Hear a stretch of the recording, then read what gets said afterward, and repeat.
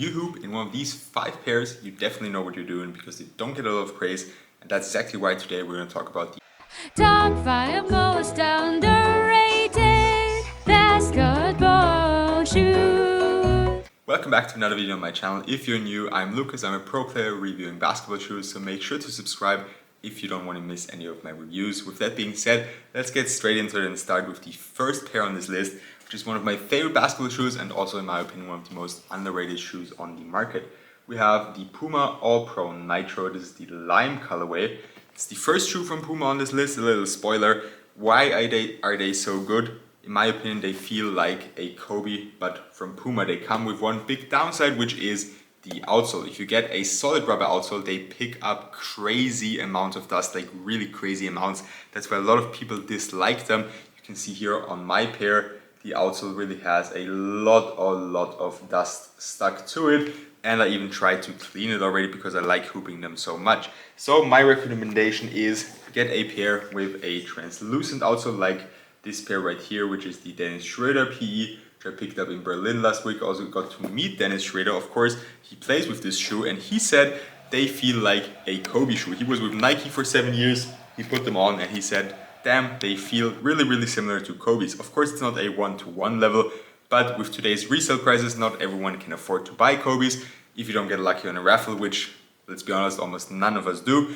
So these are a great alternative. Just make sure to get a pair with the translucent outsole. Apart from that, the Nitro foam cushioning is insanely comfortable and you're still very low to the ground, so it's a responsive shoe with good impact protection. The materials are insanely soft as well. I'll try to put that here on the camera for you to see. You can see they really bend easily, they take no break-in, they're good right out of the box, and they're also very supportive. You even have those little kind of fly wire straps here, like the Nike Kobe's used to have. The reinforced areas here, like on, for example, the Nike Kobe 6, you can see it here. Through the upper we have those wires going through. That's also why I feel like they're very similar to Kobe's. Very good shoe, and the retail price is $130 or $140 for the special colorways like the All Pro Nitro Dennis Schroeder PE I just showed you. That's it for the first Puma shoe. Moving on to a different brand, which is going to be New Balance. We have the Fresh Foam BB Volume 2, and this is also one of 2 New Balance shoes on this list. Why are they so nice? They are insanely comfortable. Similar to the All Pro Nitro, if you need comfort, if you need cushioning and you're looking for an underrated budget shoe with great colorway selection, premium materials and good cushioning, this is the pair you should take. The New Balance Fresh Foam BB Volume 2. They've got a dual density cushioning setup, which means an even softer implementation of Fresh Foam. If you ever had Fresh Foam on New Balance running shoes, you know what I'm talking about. Insanely soft, insanely comfortable. Traction performance is really good as well. By the way, this colorway kind of reminds me of Thanos from the Avengers. Also, like here on the outsole you have the 4 colors, kind of looks like the Infinity Stones. Also here on the back, the other shoe actually has a red one here, and the laces, the tips of the laces also have different colors. So in my opinion, this really is kind of like a Thanos shoe. Back to business, the materials.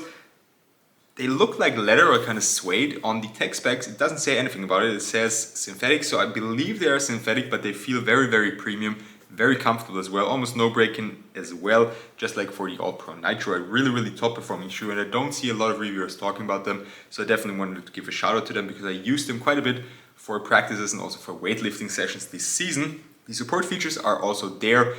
The only thing that's a downside for this shoe, like the outsole for the All Pro Nitro, is that you're a little bit high off the ground. You can see they really have a lot of cushioning here in the midsole.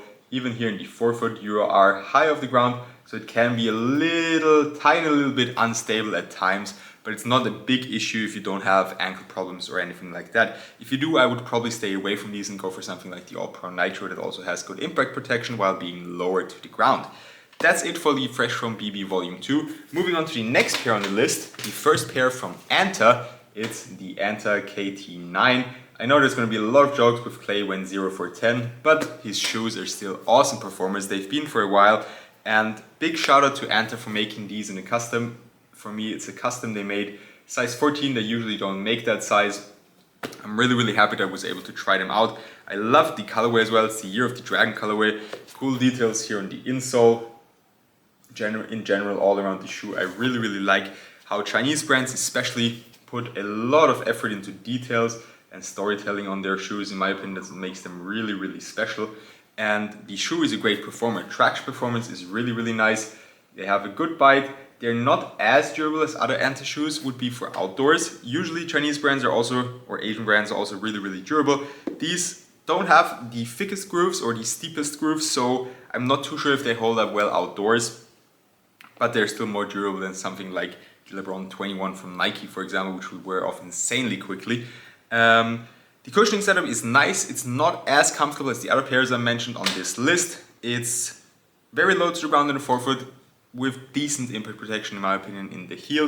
Nothing crazy, it's not the standard feature of the shoe. Support on the other hand is you're really locked in. You also got those extra reinforced areas here in the forefoot moving all the way to the midfoot and to the top of your foot, and you really also have good torsional support because there is a carbon fiber shank plate in the midfoot area. The materials are also comfortable. They do take some time to break in. They're a little bit more stiff than the other pairs I showed on this list, but that's also not a big issue. Just wear them 2 or 3 times and then they're good to go. Moving on to the next pair on this list, it's the second pair from Puma. I mentioned it before already and here it is. It's the Puma Stewie 2. I know the shoe technically released last year. We have seen a release of the Stewie 3 already, but they haven't released in men's sizes, or at least in my size, yet in Europe. So I'm yet to try them. I've heard they're really, really nice with a drop in midsole. Really curious to try these out, so hopefully they'll release soon in my size as well. Back to the Stewie 2, they also feel similar to a Kobe in my opinion. They have very good bite.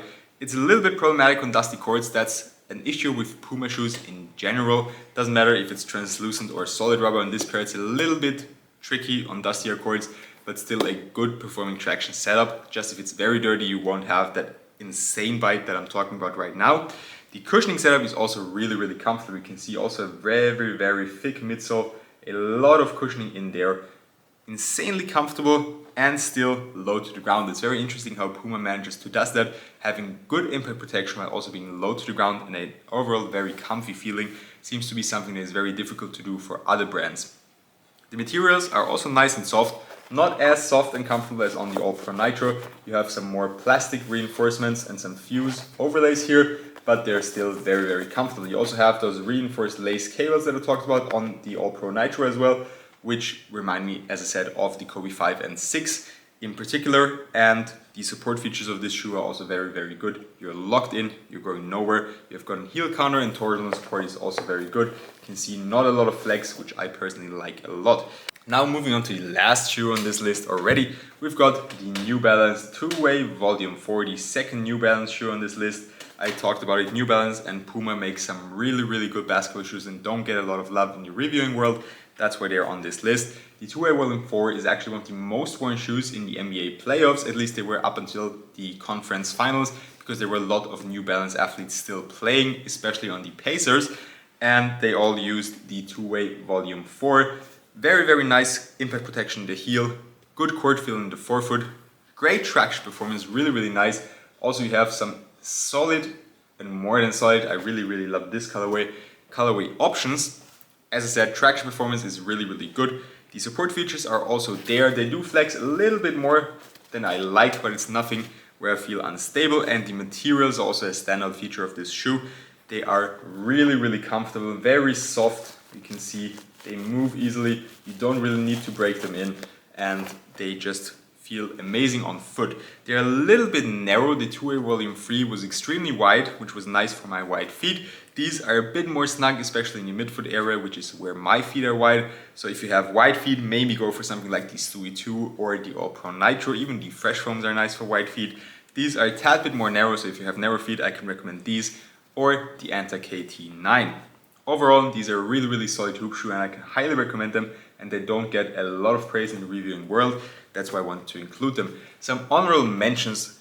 You know, if you've been following my channel, you know that I really, really like Way of Wade. So one shoe I can highly recommend is the Way of Wade All City 12, but I don't think that they're underrated, because over the past year, in my opinion, Way of Wade has gotten a lot of praise, deservingly a lot of praise, because they make top tier hoop shoes. This is probably the most versatile hoop shoe on the market. Great for indoors, great for outdoors, can be worn in almost every position, and will last a long time because they're very durable. So an amazing performer, but just not really underrated in general. The shoes from Way of Weight were underrated. Now they really are getting the credit they deserve, and that's why they're not on this list.